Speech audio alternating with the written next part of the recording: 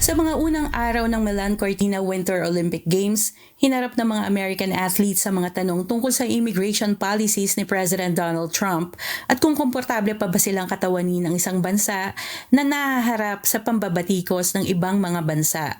Ayon kay American freestyle skier Hunter Hess, hindi nangangahulugan na kinakatawan niya ang US ay sang-ayon na rin siya sa lahat ng mga nangyayari sa kanilang bansa. Agad namang pinuna ni President Donald Trump ang naturang pahayag ng atleta at tinawag niya itong loser na hindi na siya dapat aniya na sumali pa sa Olympic team ng bansa. Hiniling din ng ibang kritiko na alisin na si Hess sa team ng US.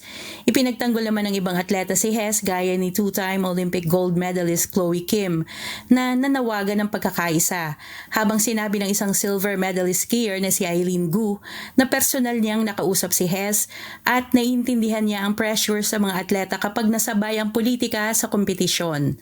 Inamin din ng ibang atleta na nahihirapan silang magbalanse ng personal na pananaw sa pagrepresenta nila sa bansa.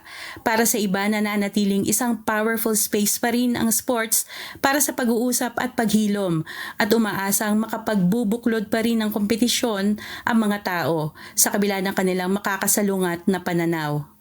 Para sa iba, nananatiling isang powerful space pa rin ang sports para sa pag-uusap at paghilom at umaasang mapagbubuklod pa rin ng kompetisyon ang mga tao sa kabila ng kanilang makakasalungat na pananaw.